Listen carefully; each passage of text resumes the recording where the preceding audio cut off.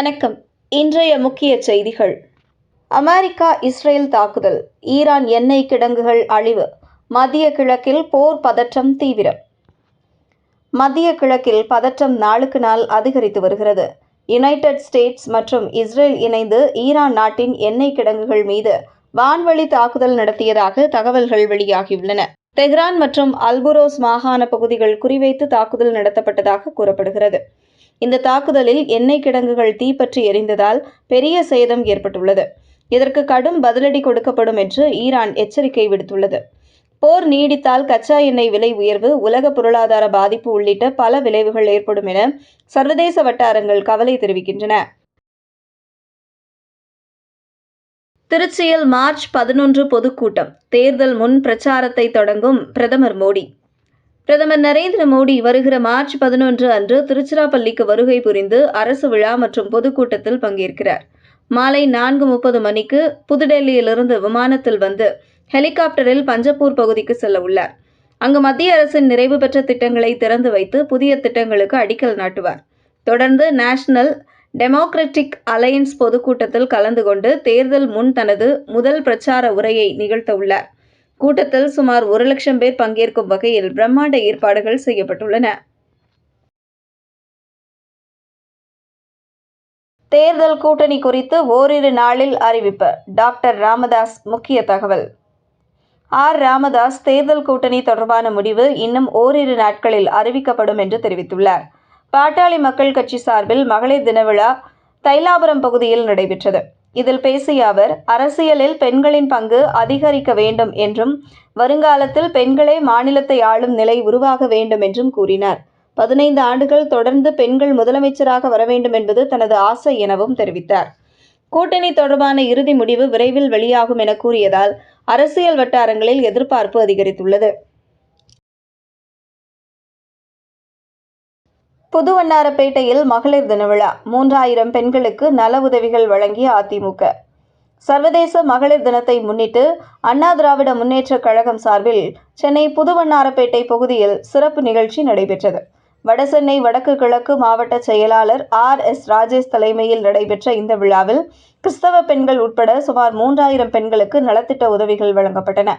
1 kilo அரிசி, கோதுமை மாவு, சர்க்கரை உள்ளிட்ட அத்தியாவசிய பொருட்கள் அடங்கிய அன்பு பரிசு பெட்டகங்கள் வழங்கப்பட்டன. நிகழ்ச்சியில் சிறப்பு ஜெப வழிபாடும் நடைபெற்றது. வரவிருக்கும் 2026 சட்டமன்ற தேர்தலில் கட்சி வெற்றி பெற வேண்டும் என்று பொதுமக்கள் நலன் காக்க வேண்டியும் பிரார்த்தனை செய்யப்பட்டது.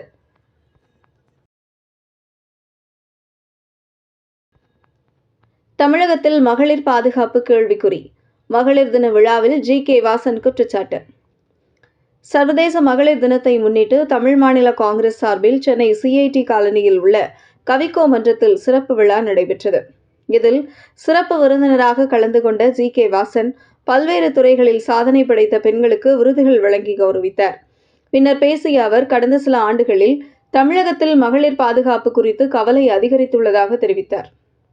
டாஸ்மாக் கலாச்சாரம், போதைப்பொருள் புழக்கம் மற்றும் சட்டம் ஒழுங்கு சீர்குலைவு காரணமாக பெண்கள் பாதுகாப்பு கேள்விக்குறியாக மாறியுள்ளதாகவும் அரசியல் மாற்றம் அவசியம் எனவும் கூறினார்.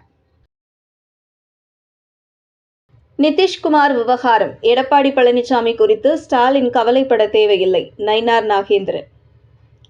நயினார் நாகேந்திரன் M.K. ஸ்டாலின் முன்வைத்த விமர்சனங்களுக்கு பதிலளித்துள்ளார்.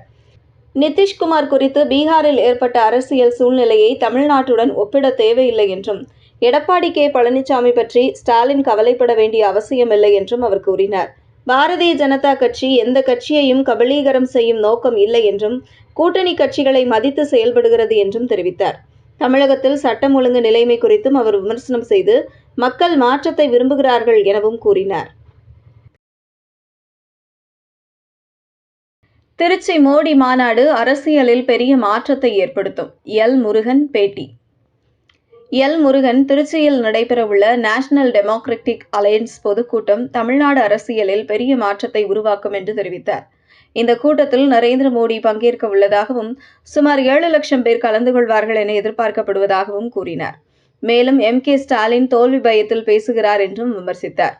நடிகர்கள் அரசியலில் வந்தாலும் கூட்டம் அதிகமாக இருப்பது வெற்றியை உறுதி செய்யாது என்றும் கூறினார். திருச்சி மாநாடு வரவிருக்கும் தேர்தலில் முக்கிய தாக்கத்தை ஏற்படுத்தும் என்றும் அவர் குறிப்பிட்டார். மானாமதுரையில் போலீஸ் துரத்தியதால் பாலத்தில் இருந்து குதித்த வாலிபர் சிகிச்சை பலனின்றி உயிரிழப்பு. மானாமதுரை பகுதியில் போலீஸ் துரத்திய போது பாலத்தில் இருந்து குதித்த வாலிபர் உயிரிழந்த சம்பவம் பரபரப்பை ஏற்படுத்தியுள்ளது.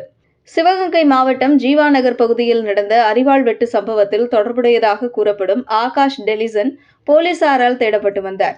அவரை பிடிக்க முயன்றபோது மேம்பாலத்தில் இருந்து குதித்து தப்ப முயன்றதாக கூறப்படுகிறது.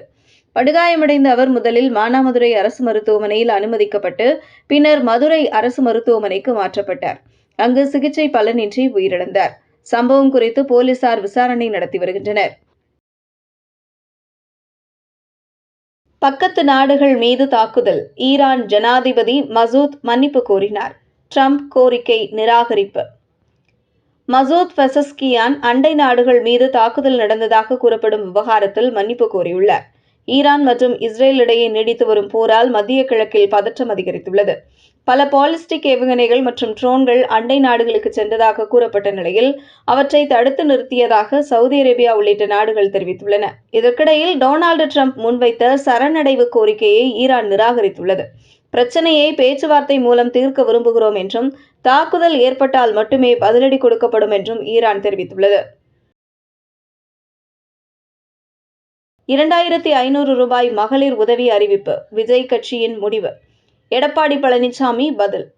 எடப்பாடி கே. பழனிசாமி மகளிருக்கு 2500 ரூபாய் வழங்கும் அறிவிப்பு விஜயின் கட்சியின் தனிப்பட்ட முடிவு என்று தெரிவித்துள்ளார். ஒவ்வொரு அரசியல் கட்சியும் தங்களது நிலைப்பாட்டிற்கு ஏற்ப தேர்தல் அறிக்கைகளை வெளியிடுவது வழக்கம் என்றும் கூறினார். மேலும் மு.க. ஸ்டாலின் அறிவித்த மகளிர் உரிமை தொகை உயர்வு குறித்தும் அவர் குறிப்பிட்டார். அனைத்திந்திய அண்ணா திராவிட முன்னேற்றக் கழகம் ஆட்சி அமைந்தால் குடும்ப அட்டை வைத்துள்ள குடும்ப தலைவிகளுக்கு மாதம் 2000 ரூபாய் நேரடியாக வங்கிக் கணக்கில் செலுத்தப்படும் என்றும், பெண்களுக்கு இருசக்கர வாகனம் வாங்க 25,000 ரூபாய் மானியம் வழங்கப்படும் என்றும் அவர் தெரிவித்தார்.